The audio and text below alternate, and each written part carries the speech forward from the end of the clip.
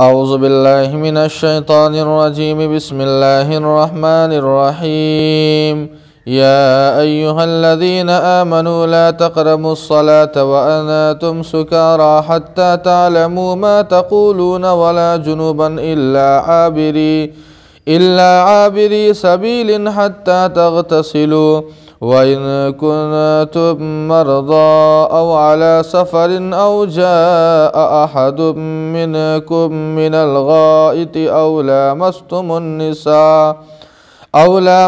النساء فلم تجدوا ماء فتيمموا صعيدا طيبا فامسحوا بوجوهكم وأيديكم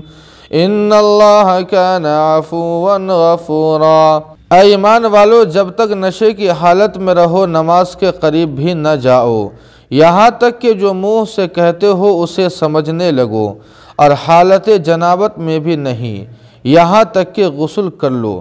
سوائے اس کے کہ مسافر ہو، اور اگر تم مریض یا مسافر ہو یا تم میں سے کوئی شخص قضائے حاجت کر کے آیا ہو، یا تم نے بیویوں سے ہم بستری کی ہو، پھر پانی میسر نہ ہو تو پاک زمین سے تیمم کر لیا کرو، اس طرح کہ اپنے چہرے اور ہاتھوں پر مسح کر لو، بے شک اللہ تعالیٰ بڑے معاف کرنے والے اور بڑے بخشنے والے ہیں۔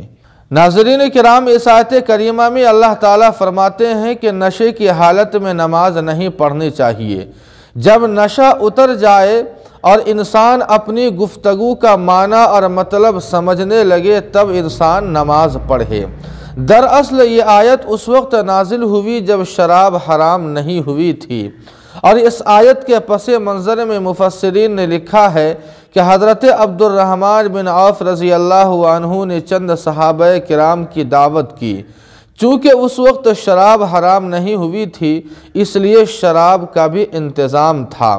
جب لوگ کھا پی کر فارغ ہوئے تو مغرب کا وقت ہو چکا تھا۔ لوگوں نے امامت کے لیے حضرت علی رضی اللہ عنہ کو آگے بڑھایا۔ حضرت علی رضی اللہ عنہ نے قل یا ایھا الکافرون کی تلاوت کی، اور ایسی غلطی ہو گئی کہ معنی بالکل ہی بدل گیا۔ اسی موقع پر یہ آیت نازل ہوئی۔ اس وقت تک صرف نماز کے وقت شراب کی ممانعت تھی۔ اس کے بعد سورہ مائدہ کی آیت نمبر 90 نازل ہوئی، جس کے بعد مکمل طور پر شراب کو حرام قرار دے دیا گیا۔ اس آیت سے یہ بات معلوم ہوئی کہ اگر کسی اور وجہ سے مثلا نیند وغیرہ کی وجہ سے ایسی صورت پیدا ہو جائے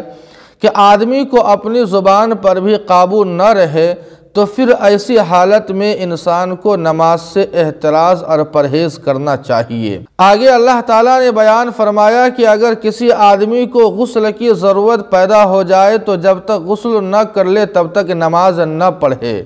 لیکن اس حکم سے مسافر کو مستثنی رکھا گیا ہے، یعنی اگر مسافر کو پانی میسر نہ ہو تو اس کے اوپر غسل کرنا لازم اور ضروری نہیں ہے، بلکہ وہ تیمم کر لے، اس کے لیے تیمم ہی کافی ہے۔ اس آیت کریمہ کے اندر اللہ تعالیٰ نے پاکی کے تعلق سے 6 احکامات بیان فرمائے ہیں۔ سب سے پہلا حکم یہ ہے کہ اگر کوئی شخص بیماری کی وجہ سے پانی استعمال نہ کر سکتا ہو، خواہ اس لیے کہ پانی کے استعمال سے مرض بڑھ جائے گا یا صحت میں تاخیر ہو جائے گی، یا اس لیے کہ پانی کے استعمال سے ہی وہ عاجز ہو، مثلا وہ مفلوج ہو اور پانی دینے والا کوئی موجود نہ ہو، یا یہ کہ غسل کرانے والا بھی کوئی موجود نہ ہو، تو ایسی صورت میں اس کے لیے تیمم کرنا درست ہے۔ دوسرا حکم یہ ہے کہ مسافر ہونے کی وجہ سے اسے پانی میسر نہ ہو، گرچہ وہ صحت مند اور تندرست ہو تو اس کے لیے تیمم کرنا جائز اور درست ہے۔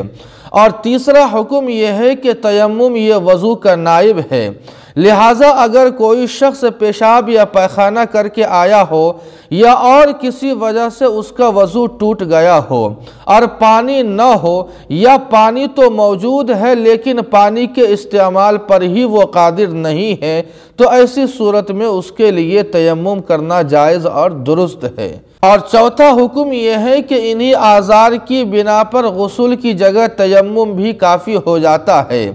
لہٰذا اگر کسی شخص کو غسل کی حاجت اور ضرورت پیش آ جائے تو وہ تیمم کر سکتا ہے۔ اور پانچواں حکم یہ بتایا کہ تیمم یہ پاک زمین پر کیا جائے گا جیسے مٹی، پتھر، ریت وغیرہ۔ اور چھٹے حکم کے اندر تیمم کا طریقہ بتایا ہے کہ تیمم کے اندر چہرے اور ہاتھ کا مسح کیا جائے گا، ضربۃ للوجہ و ضربۃ للیدین۔ اللہ پاک ہم سبوں کو عمل کی توفیق عطا فرمائے، وما علینا الا البلاغ۔